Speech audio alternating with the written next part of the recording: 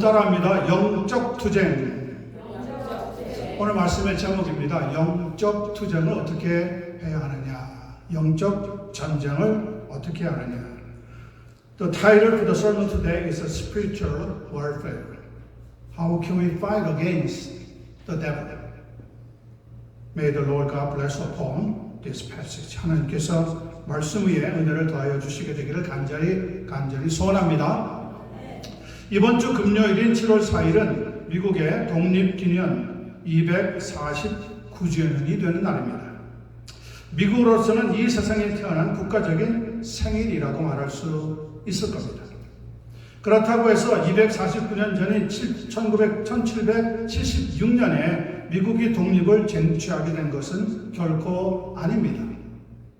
미국의 독립이 공식적으로 승인된 파리 조약에 따르면 그로부터 8년 후인 1784년 5월 12일에 가서야 미국은 영국의 식민지 지배에서 완전히 벗어나 새로운 독립국가로 거듭나게 됩니다.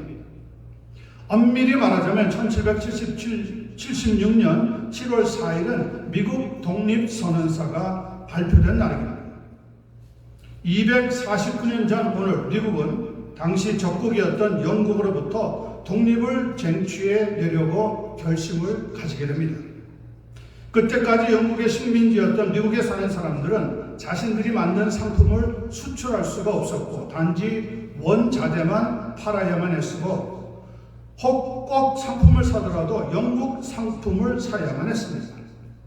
그런 반면에 영국에서 들어오는 물품에 대해서는 갈수록 세금이 무거워졌습니다. 곳곳에서 반란이 일어나서 사회가 점차 어지러워져 갔던 겁니다. 이를 묵과할 수 없었던 뜻있던 사람들이 당시 13개의 주에서 총 147명의 대표들을 선출하여 미국 독립선언서와 미국 헌법 등의 문서에 서명하고 또 독립전쟁에 참여하였는데 그들이 후에 미국 건국의 아버지들로 불리게 된 사람들입니다. 우리가 미국 건국의 아버지들이 누군지는 다 알지는 못하지만 그들 중에는 1대부터 5대 대통령까지 지내고 취임했던 조지 워싱턴, 존 애덤스, 토마스 제퍼슨, 제임스 메디슨 그리고 제임스 먼로와 같은 5사람이 들어 있습니다. 이들은 새롭게 세워지는 미래의 미국을 꿈꾸면서 모두 한 마음이 되어서 싸웠던 겁니다. 이때 패트릭 헨리와 같은 변호사가 나와서 나에게 자유를 달라 아니면 죽음을 달라고 외치면서 영국과의 힘들고도 지루한 전쟁을 7년 동안이나 치른 끝에 결국 독립을 얻게 되었습니다. 전쟁 역사에 있어서는 지피지기 백전불태라고 하는 고사성어가 있습니다. 무슨 말인가 하면 곧 적을 알고 나를 알면 100번 싸워도 위태롭지 않다고 하는 뜻입니다. 그러나 아무리 잘 싸운다고 해도 우리 내부에 적과 내통하는 사람이 있다면 그 싸움은 큰 의미가 없습니다. 결국 지게 될 것이기 때문에 그렇습니다.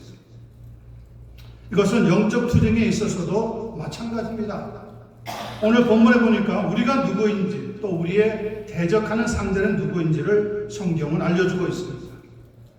말씀을 나눌 때 하나님의 큰 은혜가 우리 모두에게 임하게 되기만을 간절히 소원합니다. 10절, 11절 말씀을 살펴봅니다. 끝으로 너희가 주 안에서와 그 힘의 능력으로 강건하여 지고 마귀의 간계를 능히 대적하기 위하여 하나님의 뭘 입으라고요? 전신 갑주를 입으라. 우리가 대하고 있는 본문 에베소서의 저자는 바울 사도입니다. 그러나 에베소서를 기록한 곳은 에베소 도시가 아니었습니다. 바울 사도가 로마 감옥에 갇힌 때가 있었는데 그 로마 감옥에서 기록한 것이 에베소서입니다. 그래서 에베소서는 빌립보서, 골로새서, 빌레몬서와 함께 옥중서신이라고 불리우는 서신서입니다.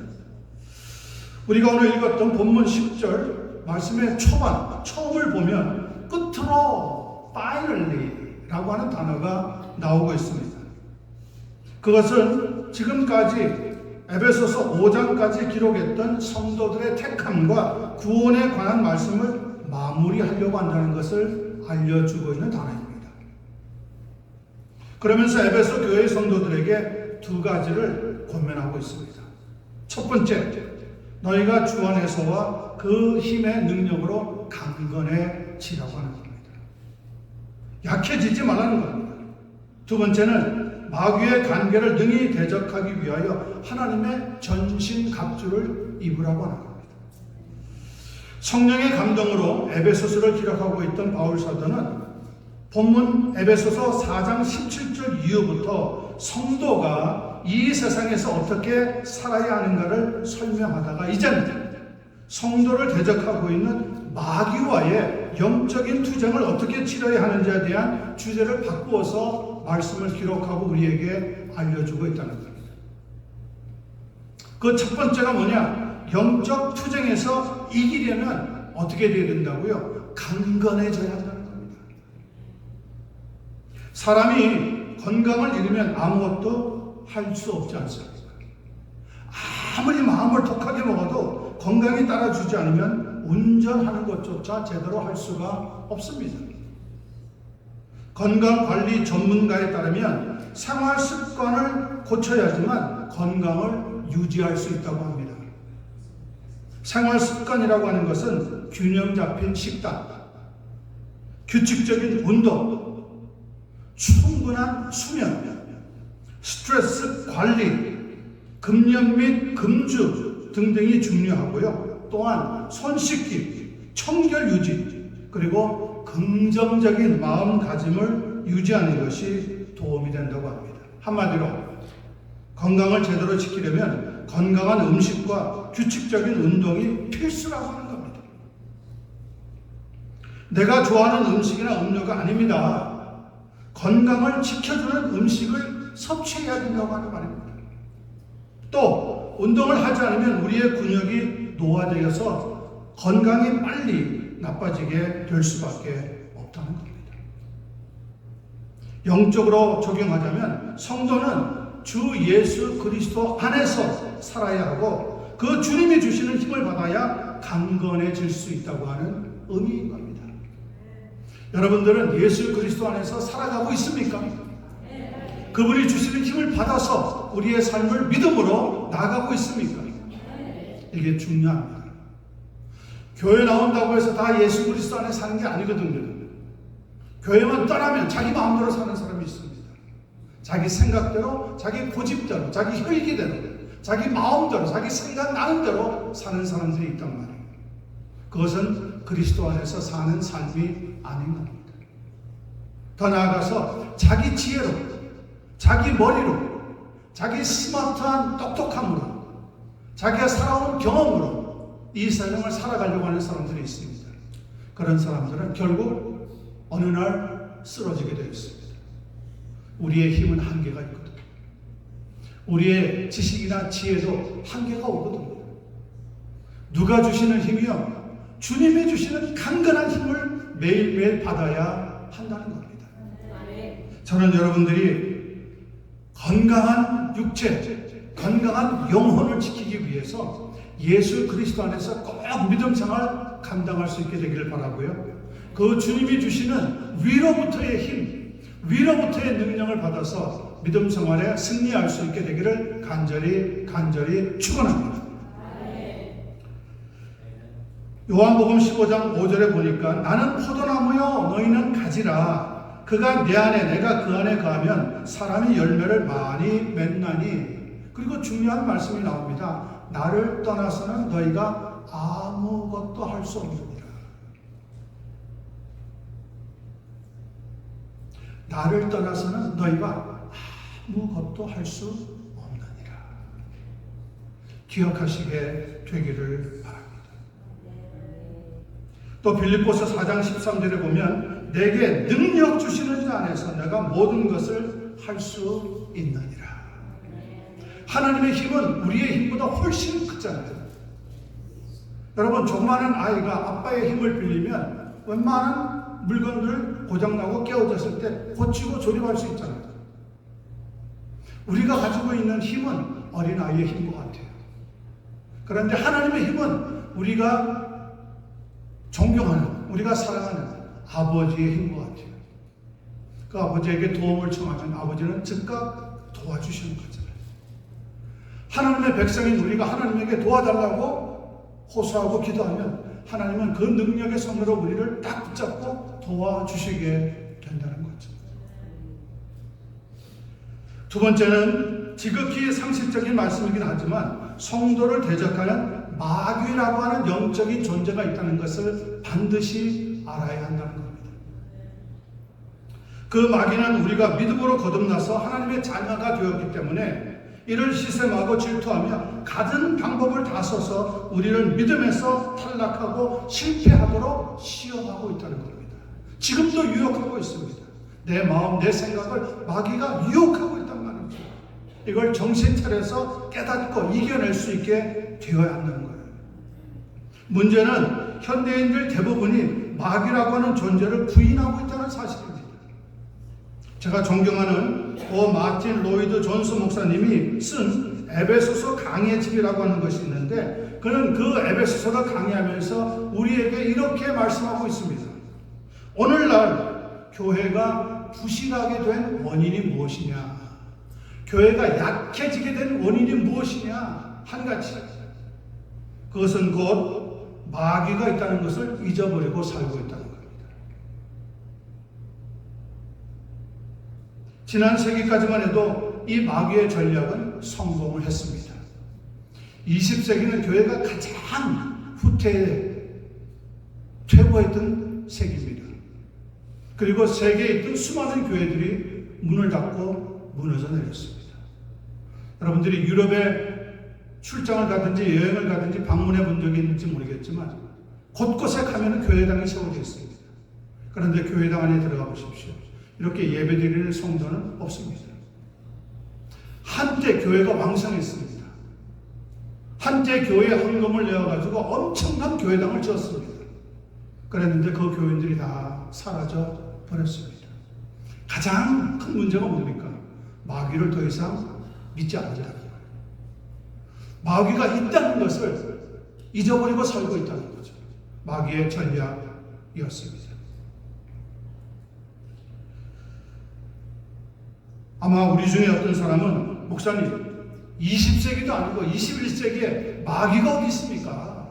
아니 귀신이 어디 있습니까? 그런 건 존재하지도 않습니다. 더 이상 우리가 살고 있는 세상에 있을 수가 없습니다. 미국이라고 하는 최현대의 국가에 마귀가 있겠습니까? 귀신이 있겠습니까?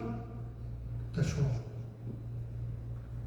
죄송하지만 마귀는 지금도 존재하고 있습니다. 무서운 것은 마귀가 사람들의 기억 속에서 사라져버렸다는 겁니다. 더 이상 마귀가 없는 것 같이 살고 있지만 그러나 마귀는 여전히 죽지 않고 살아있다는 겁니다. 이스라엘과 이란 싸우고 있는 거 보십시오. 또 팔레스타인 하마스와의 전쟁을 벌이고 있는 걸 보십시오. 얼마나 많은 사람들이 생명을 잃었는지 모릅니다. 한 사람 죽이는 것도 쉽지 않은데 정상적인 생각을 가지고 있다가 수많은 사람들의 생명이 사라지고 말았습니다. 우크라이나와 러시아의 전쟁은 또 어떻습니까? 다리가 부서지고 건물이 파괴되는 것이야 다시 고치고 수술하고 건설하면 됩니다. 힘들지만 이겨낼 수 있습니다. 그러나 천하보다 귀한 생명을 잃어버렸다면 여러분 그 생명은 어디에서 다시 찾을 수가 있겠습니까? 바로 이런 배후에 누가 숨어서 존재하고 있습니까? 마귀가 숨어서 존재하고 있단 말이에요. 그래서 본문 11절은 우리에게 이렇게 말하고 있습니다. 마귀의 간계를 능히 대적하기 위하여 너희는 어떻게 하라고요? 하나님의 전신갑주를 입으라. 이 하나님의 전신갑주에 대해서는 조금 이따 12절에서 다시 언급하고 설명하도록 하겠습니다. 여하간에 마귀가 어떤 존재인지를 사람들은 잘 모릅니다. 그러나 성경 요한복음 8장 44절은 마귀가 어떤 존재인지 우리에게 이렇게 알려주고 있습니다. 잘 들어보세요. 너희는 너희 아비 마귀에게서 났으니 너희 아비의 욕심대로 너희도 행하고자 하느니라. 마귀는 처음부터 살인한 자요. 진리가 그 속에 없으므로 진리에 서지 못하고 거짓을 말할 때마다 제 것으로 말하나니 이는 그가 거짓말쟁이요 거짓의 아비가 되었습니다. 마귀는 처음부터 살인한 자예요. 아담의 첫 아들 가인과 아벨이 있었는데 형 가인이 동생 아벨을 쳐 죽였다니까요. 그 뒤에 누가 있었다고요? 마귀가 있었다는 거예요. 그렇지 않고서야 어떻게 자기 혈육을, 자기 형제를, 자기 동생을 들로 데리고 나가서 돌로 내리쳐서 죽일 수가 있겠느냐고요. 그때는 아직 죄가 뭔지도 모를 때예요. 사람들이 별로 없을 때예요. 그런 가운데서도 사람이 얼마나 마귀의 시험에 넘어가고 유혹에 넘어가는지, 형이 동생을 죽이는 끔찍한 살인 사건이 일어났단 말이에요.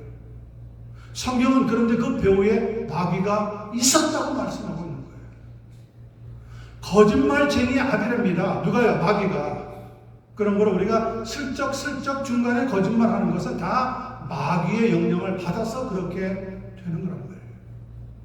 하나님을 믿는 사람들은 거짓말을 할 수가 없는 거예요. 아예 다른 사람들 다 아는데 목사님 뭐 하고 웃으면서 얘기하지 마세요. 잘못하면 정들어요. 마귀는 진짜 존재한다니까요. 마귀는 지금 우리 가운데도 있다니까요. 여기서. 그러므로 이 마귀의 간교한 계획을 무너뜨려야 돼요. 무엇으로요? 하나님의 말씀으로. 무엇으로요? 주님이 주시는 능력으로. 이 시간에 위에서부터 하나님이 주시는 능력이, 그 힘이, 그 지혜가 여러분 모두에게 넘치고 또 넘치게 되기를 간절히 축원합니다. 마귀는 지금도 우리가 교회 나오지 못하도록 방해하고 있습니다. 말씀 읽지 못하도록 방해하고 있습니다. 기도하지 못하도록 방해하고 있습니다. 또 전도도 하지 못하도록 방해하고 있습니다. 이런저런 이유를 대가지고 하여튼 영적인 일을 하지 못하려고 마귀가 시험하고 유혹하고 넘어뜨리려고 한다니까요. 이런 마귀의 관계를 물리치고 말씀과 믿음으로 승리하는 오늘 하루, 이번 한 달 되기를 예수님의 이름으로 간절히 축원합니다. 자, 두 번째 12절 말씀을 보시자고요. 우리의 씨름은 혈과 육을 상대하는 것이 아니요. 그러면 누구와 싸우는 겁니까? 통치자들과 권세들과 이 어둠의 세상 주관자들과 하늘에 있는 악의 영들을 상대함이라. 자, 우리는 앞쪽 10절 11절에서 마귀와의 싸움에서 승리하기 위해서는 주님이 주시는 힘의 능력으로 강건해지고 또 하나님의 전신 갑주를 입어야 한다고 말씀을 들었습니다. 마귀는 영적인 존재이기 때문에 내 머리나 내 힘으로 싸워서 결코 이길 수 없습니다. 우리는 지금 영적인 투쟁을 하고 있는 겁니다. 12절은 우리의 싸움을 가리켜서 두 가지로 설명하고 있습니다. 첫째, 우리의 씨름은 누구를 상대로 하는 게 아니라고요? 혈과 육을 상대로 하는 것이 아니랍니다. 두 번째, 통치자들과 권세들과 이 어둠의 세상 주관자들과 하늘에 있는 악의 영들을 상대하고 있다고 말씀하고 있습니다. 우리의 씨름은 누구를 상대로 하는 것이 아니라고요? 혈과 육을 상대로 하는 것이 아니라고 말씀하고 있습니다. 혈과 육을 가진 것은 곧 사람을 가리킵니다. 다시 말하자면 사람과 싸우는 것은 우리가 할 일이 아니라는 겁니다. 분명하죠?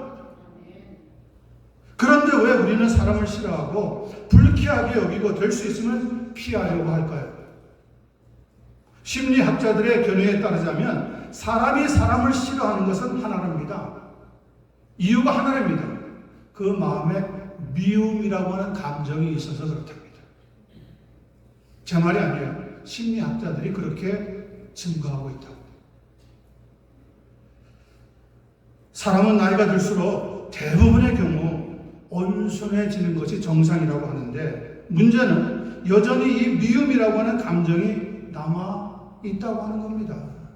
이게 문제인 거죠. 나이가 젊었을 때는 누구를 미워도 해보고 앙심을 품어보기도 할 수 있지만 나이가 들어서 안 아프고 건강하게 살려고 하면 미움이라고 하는 놈을 버려야 한다는 거예요. 오늘 여러분들 미움이라고 하는 것만 버려도 여러분의 삶이 달라집니다. 아무도 아멘을 안 하시네요. 미움이라고 하는 것만 우리 마음속에서 싹 지워내면 여러분의 삶이 행복해진다니까요. 그런데 요놈이 안 떠납니다. 요놈이 딱 거머리같이 붙어가지고 우리를 갖다가 툭하면 다른 사람에 대해서 그냥 싫어하는 감정, 미워하는 감정, 좋지 않은 감정을 자꾸 유발을 시킨다고요. 다른 사람의 문제가 아니에요. 내 마음속에서 이 미움이라고 하는 감정을 내가 싸워서 이기지 못하기 때문에 자꾸 주저앉고 실패하게 된다는 거예요. 남의 일에 간섭하는 것, 잘난 척하는 것, 꼰대짓 하는 것도 여러분 버려야 합니다. 우리 아이들이 제일 싫어하는 게 뭔지 아세요? 아버지 엄마가 위하는 척하면서 자꾸 잔소리하는 거지. 나 때는, 우리가 살아올 때는, 그거는 우리 문제잖아요. 우리가 살아왔을 때. 그러니 너희들도 고생해야 된다는 거예요. 그러니 너희들도 힘들게 살아야 된다는 거예요. 그건 아니잖아요. 그런데 자꾸 자녀들 보면서 잔소리한단 말이에요. 그거를 세상 말로는 꼰대짓 한다는 거예요. 꼰대짓. 그러지 마. 우리 자녀들도 다 컸어요. 머리가 이미 트일 만큼 튀었어요. 이해할 수 있어요. 다른 사람을 품을 수도 있어요. 그런데 부모라고 하는 입장 때문에 자꾸 신경을 쓰는데 그게 자칫 잘못하면 자녀들의 일생을 망쳐버릴 수도 있다는 거예요. 오히려 입을 다물고 옆에서 기도하고 격려해 주는 게 훨씬 도움이 된다는 거죠. 사람은 미움의 대상이 아니라 사랑의 대상이기 때문에 품어주면 문제가 풀리게 되어 있다고 합니다. 고린도전서 13장 4절에서 7절 말씀 들어보시기 바랍니다. 사랑은 오래 참고, 사랑은 온유하며, 사랑은 시기하지 아니하며, 사랑은 자랑하지 아니하며, 사랑은 교만하지 아니하며, 사랑은 무례히 행하지 아니하며, 사랑은 자기의 유익을 구하지 아니하며, 사랑은 성내지 아니하며, 사랑은 악한 것을 생각하지 아니하며, 사랑은 불의를 기뻐하지 아니하며, 사랑은 진리와 함께 기뻐하고 모든 것을 참으며 모든 것을 믿으며 모든 것을 바라며 또 모든 것을 견디느니라. 성경이 지금도 우리에게 하고 있는 말씀입니다. 우리에게 요 주님이 주시는 사랑에 대한 지침만 실천하면 세상이 달라진다고요. 우리의 삶이 달라진다고요. 여러분의 가정이 달라진다고요. 아니 세상에서 있는 교회가 달라진다고요. 교회에 나오는데도 여전히 미워하고 여전히 다른 사람 뒤에서 흉보고 불평 가지고 있고. 여러분 언제 그 인생 바꿀 거예요? 하나님 옆에 갈 때요? That's too late. 하나님 옆에 가기 전에 바꿔야죠. 그래야 나도 행복하고 내 주변에 있는 친구와 가족들도 행복할 수 있는 거죠. 여러분 사랑을 다시 한번 배우시면서 하나님의 말씀을 통하여서 사랑이 우리에게 무엇을 요구하는지 어떻게 사는 것이 진짜 사랑인지를 하나님으로부터 배울 수 있는 복된 삶이 되기를 간절히 축원합니다. 그렇다면 우리는 도대체 누구와 싸워야 하는 겁니까? 통치자들과 권세들과 이 어두움의 세상 주관자들과 하늘에 있는 악의 영들을 상대하는 것이라고 말씀하고 있습니다. 동의하십니까, 여러분? 우리의 싸움은 누가 아니라고요? 사람이 아니라고요. 더 이상 사람 미워하지 마세요. 더 이상 뒤에서 사람 어쩌고저쩌고, 걔는 어쩌고저쩌고, 얘는 어쩌고. 근데 그렇게 뒤에서 흉볼 때는 보니까요, 집사님이고 장로님이고 권사님이고 목사님인데 님자가 붙잡고 다 걔는이더라고. 걔는, 쟤는, 얘는, 그 기분 나쁜 감정은 이해하지만 여러분, 우리가 공과 사는 구별할 줄 알죠. 예? 뒤에서 이야기를 하더라도 수근수근 되지 말고 소근소근 이야기하는 거예요. 좋은 말, 칭찬할 수 있는 말, 격려할 수 있는 말, 축복할 수 있는 말을 전해주면 누구나 하나님 앞에서 새로운 힘과 용기를 얻을 수가 있게 된다는 거죠. 성도는 혈과 육을 가진 사람과 상대해서 싸우는 것이 아니라 영적 투쟁을 해야 하는 겁니다. 그 대상에는 4가지 종류가 있습니다. 통치자, 두 번째는 권세자, 세 번째는 이 어두움의 세상 주관자입니다. 그리고 4번째는 하늘에 있는 악의 영들. 이 모든 것들은 공중 권세를 잡고 있는 마귀의 부하들로서 세상을 어지럽히는 존재들입니다. 이들을 상대해서 싸우려면 우리도 먼저 하나님의 전신갑주로 영적인 무장을 해야 한다는 거예요. 그래야 영적 투쟁에서 이길 수 있기 때문에 그렇습니다. 우리가 다 읽지 않았지만 에베소서 6장 14절 17절을 보면 이 하나님의 전신갑주에 대해서 7가지로 알려주고 있습니다. 7가지. 그런즉 서서 진리로 너희 허리띠를 띠고 의의 호심경을 붙이고 평안의 복음이 준비된 것으로 신을 신고 모든 것 위에 믿음의 방패를 가지고 이로써 능히 악한 자의 모든 불화살을 소멸하고 구원의 투구와 성령의 검, 곧 하나님의 말씀을 가지라. 짧은 시간에 하나씩 잠깐 보고 지나가겠습니다. 허리띠라고 하는 것은 옷을 입은 사람의 중심을 잡아주는데 아주 중요한 역할을 하는 겁니다. 허리띠가 없으면 옷은 흘러내릴 수밖에 없고 그러면 활동하는데 아주 불편합니다. 성도가 가져야 하는 허리띠는 진리입니다. 진리. 진리대로 말하고 진리대로 행동하는 것. 이게 필요한 거죠. 요한복음 8장 32절입니다. 진리를 알지니 진리가 너희를 자유케 하리라. 하나님의 진리에 서서 말하고 행동할 수 있는 성도가 되어야 한다는 겁니다. 두 번째, 의의 호심경을 같이 가지고 있으라고 하는데 그것은 가슴을 보호하는 갑옷과 같습니다. 지금으로 말하자면 군인이나 경찰들이 착용하고 있는 방탄조끼라고 말할 수 있는 겁니다. 가슴은 심장이 있는 곳으로 양심을 상징합니다. 양심이 살아있는 사람이 죄를 지으면 괴로워합니다. 그런데 양심이 화인 맞은 사람은 불의를 행하고도 태어나야 합니다. 빌립보서 1장 8절에 보니까 내가 예수 그리스도의 심장으로 너희 무리를 얼마나 사모하는지 하나님이 내 증인이시라 말씀하고 있습니다. 우리는 예수 그리스도의 심장을 가져야 하는 겁니다. 세 번째, 신발을 신어야 되는데 여기에서 말하고 있는 신이라고 하는 것은 당대 최고의 군사력을 자랑하던 로마 군사들이 신었던 신발을 가리킵니다.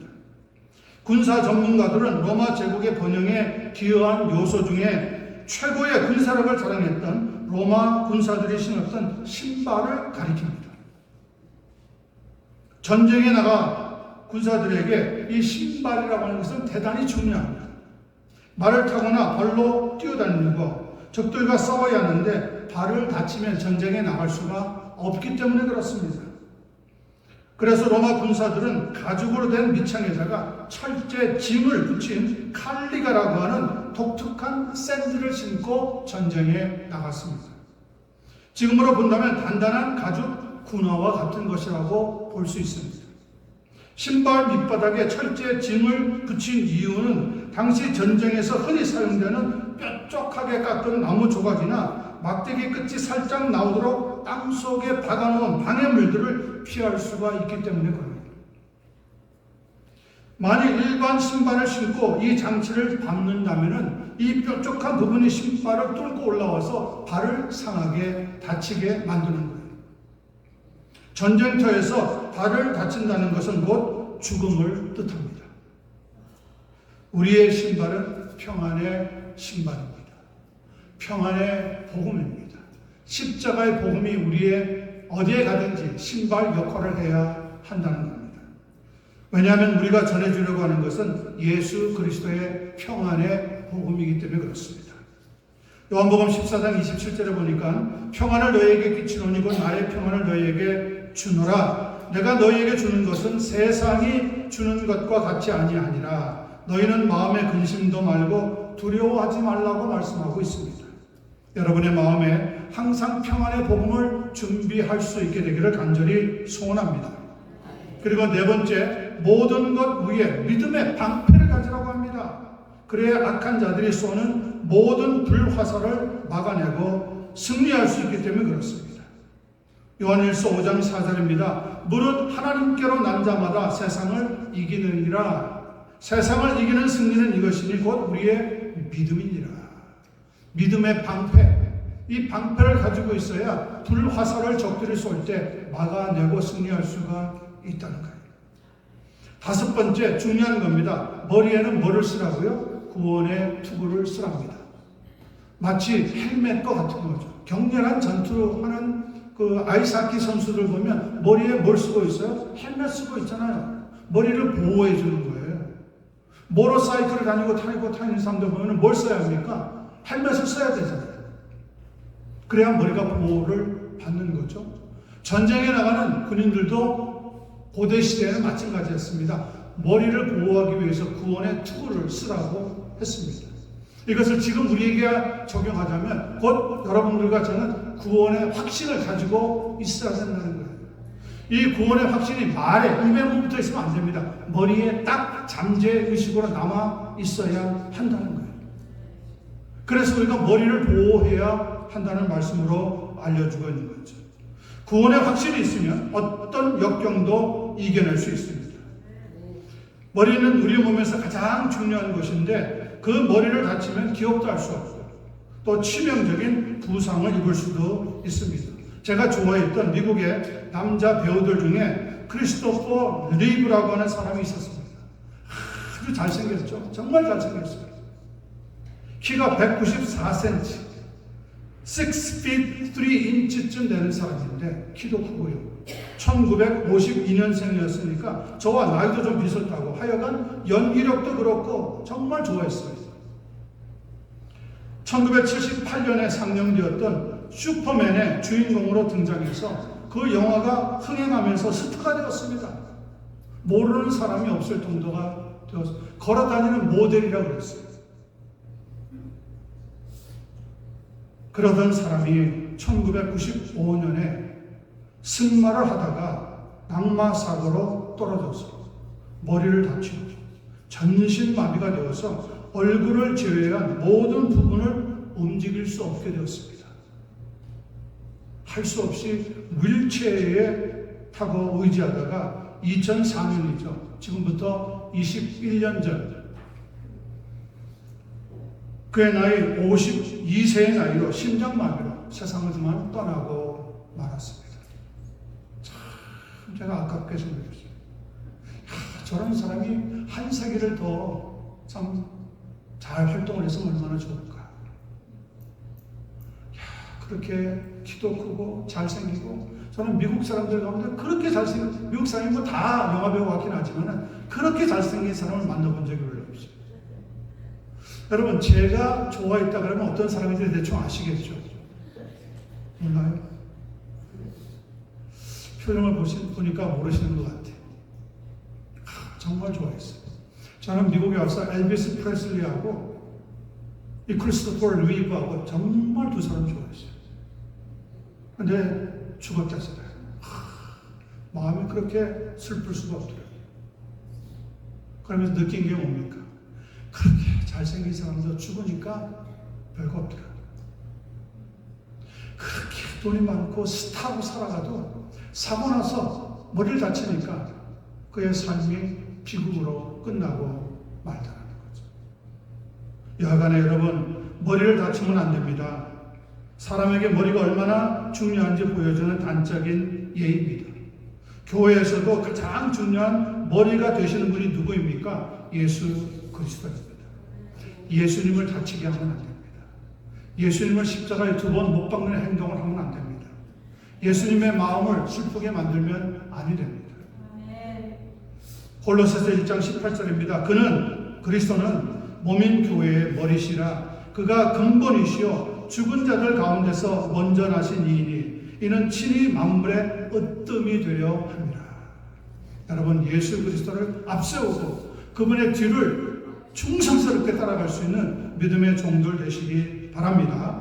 그리고 마지막 6번째 보니까 성령의 검, 곧 하나님의 말씀을 가지라고 말씀하고 있습니다. 말씀은 날카로운 검과 같습니다. 이 말씀의 검이 얼마나 예리한지 히브리서 4장 12절 13절은 우리에게 이렇게 말씀해 주고 있습니다. 하나님의 말씀은 살아있고 활력이 있어 좌우의 날선 어떤 검보다도 더 예리하여 혼과 영과 및 관절과 골수를 찔러 쪼개기까지 하며 또 마음의 생각과 뜻을 판단하시나니 지으신 것이 하나도 그 앞에 나타나지 않음이 없고 우리의 결산을 받으실 이의 눈앞에 만물이 벌거 벗은 것 같이 드러나느니라. 지금 우리는 치열한 영적인 투쟁 한가운데 있습니다. 이 세상이 겉으로는 평안해 보이지만 그 내부를 들여다보면 영혼이 사느냐 죽느냐 하는 영적 투쟁이 매일 진행되고 있다는 거예요. 그런 상황에서 우리가 깨달아야 하는 것은 이 싸움이, 우리의 싸움이 혈과 육의 싸움이 아니라는 겁니다. 우리의 싸움은 이 어둠의 세상 주관자들과 하늘에 있는 악의 영들을 상대하는 영적인 투쟁입니다. 그러므로 간절히 부탁드리는 것은 여러분 모두 예수님의 마음을 가지고 믿음으로 살아갈 수 있는 한 분 한 분 되시기를 간절히 축원합니다. 마지막 13절 봅니다. 그러므로 이 모든 말씀을 다 마칠 때 쓰는 단어입니다. Therefore, 그러므로 하나님의 전신갑주를 취하라. 이미 말씀을 드렸어요. 12절에서 왜 하나님의 전신갑주를 취해야 하느냐? 이는 왜냐하면 악한 날에 너희가 능히 대적하고 모든 일을 행한 후에 뭐하기 위함이라고요? 서기 위함이라. 하나님의 전신갑주를 취해야 합니다. 중요한 것은 왜 그 하나님의 전신갑주를 취해야 하느냐는 거죠. 오늘 본문에 보니까 이는 악한 날에 너희가 능히 대적하고 모든 일을 행한 후에 서기 위함이라. 하나님 앞에 서기 위함이라. 믿음으로 서기 위함이라. 기독교의 세계관은 불교에서 말하고 있는 윤회가 아니라 직선입니다. 그 말은 시작이 있고 끝이 있다고 하는 말입니다. 그러나 불교에서는 사람이 죽으면 그것으로 끝나는 것이 아니라 돌고 돌아서 이 세상의 동물이나 사람으로 다시 태어난다고 가르칩니다. 그래서 전생이니 이생이니 환생이라고 하는 용어를 사용하면서 살 때 착하게 살라고 가르치는 겁니다. 이슬람에서는 인간은 모두 4단계의 길을 걸어간다고 합니다. 첫 단계는 모태에서의 삶, 둘째 단계는 현세에서의 삶, 셋째 단계는 무덤에서의 삶, 그리고 네 번째 단계는 내세에서의 삶이라는 겁니다. 무덤에서의 삶은 죽은 자들이 최후의 심판 날까지 무덤에서 임시적으로 산다고 하는 주장입니다. 그런데 무덤에서의 삶을 거치지 아니하고 곧바로 천국으로 들어가는 특별한 죽음이 있는데 그것을 지하드의 죽음이라고 부르고 보통은 자살 특공대로 여겨지는 사람들입니다. 그런 사람들은 알라와 이슬람을 위해서 목숨을 잃었기 때문에 특별한 가치가 있어서 심판 없이 곧장 천국으로 들어가서 호의호식함을 누리게 된다는 겁니다. 그래서 폭탄을 터뜨릴 때 죽으면서 뭐라고 얘기합니까? 인샬라, 알라의 뜻대로, 신의 뜻대로 소리를 치면서 죽어가는 겁니다. 눈 하나 깜짝하지 않고 죽습니다. 아닙니다. 이것은 진리의 관점에서 보면 모두가 허상이고 망상입니다. 이 모든 것은 하나님의 구원과 심판을 잘못 이해해서 그러는 겁니다. 성경은 우리 성도들에게 이 악한 날에 너희가 마귀와 능히 대적하고 모든 일을 행한 후에 서기 위하여 하나님의 전신갑주를 취해야 된다고 말씀하고 있습니다. 마귀와의 싸움이 곧 영적 투쟁이고 그 삶은 세상 사람들과는 구별되는 성도만의 삶의 비밀이라고 부르고 있습니다. 십자가의 복음을 전함으로 마귀와의 싸움을 끝내고 우리의 사명을 마치면 우리의 육체는 하늘나라로 옮겨가게 되는 줄로 믿습니다.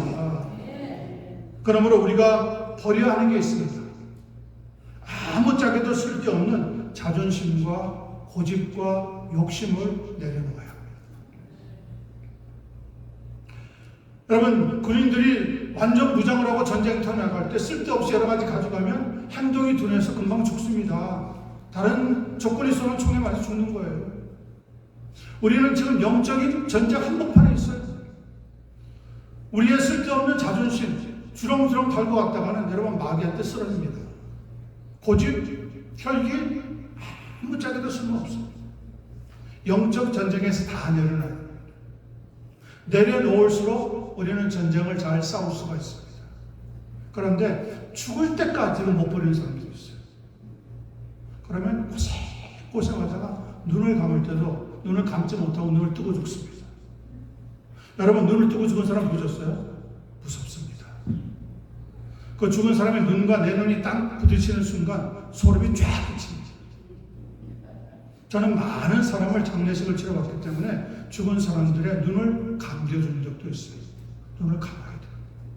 죽은 사람은 눈을 감는 거예요. 살아있는 사람은 눈을 뜨는 거예요. 살아있는 사람은 우리가 영적인 전쟁을 치러야 되기 때문에 쓸데없이 이것저것 주렁주렁 달고 다니면 안 됩니다. 깨끗하게 우리 자신을 단장해야 하는 거죠.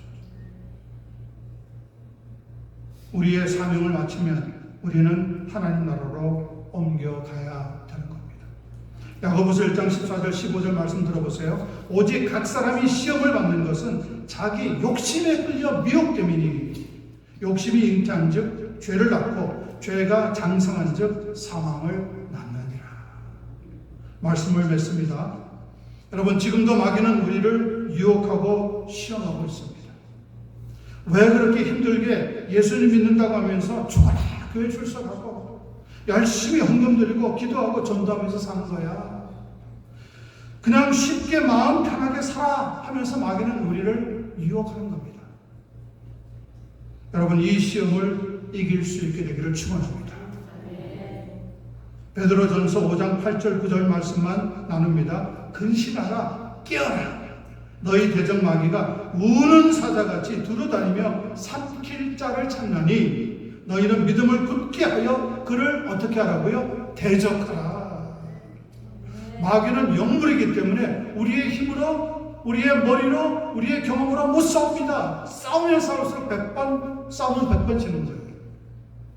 마귀는 그런데 예수님의 이름을 무서워합니다. 왜냐? 십자가에서 예수님에게 패배당한 적이 있거든요. 뱀의 후손이 여자의 후손에 발을 물 것이요 여자의 후손은 뱀의 머리를 부셔뜨립니다. 마귀는 예수님을 십자가에 죽이면 끝나는 줄 알았어요. 공중 권세를 가지고 있는데 하늘의 권세까지 붙잡을 줄 알았어요. 예수님을 죽이는 데까지는 성공했어요. 그런데 그것이 하나님의 히든 값이었어요. 왜냐? 죽고 3일 만에 하나님의 능력으로 다시 부활하셨거든요. 다시 살아나셨거든요. 그래서 죄와 사망과 세상의 권세를 다 산산주가 깨어뜨려 버렸다고요.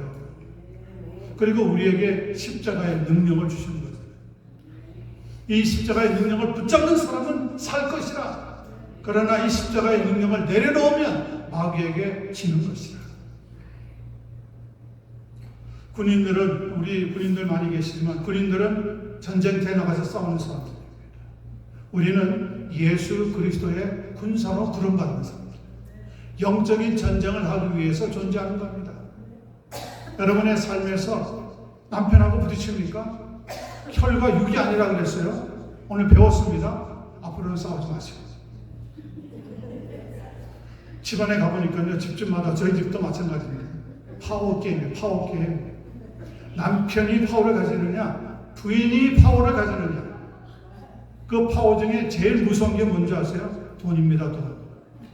누가 돈줄을 붙잡고 있느냐. 아니라고 말씀하시는 분들이 있을지도 모르겠어요. 아니야, 나는 내 남편한테 다 맡겼어. 아니야, 나는 내 부인에게 다 맡겼어.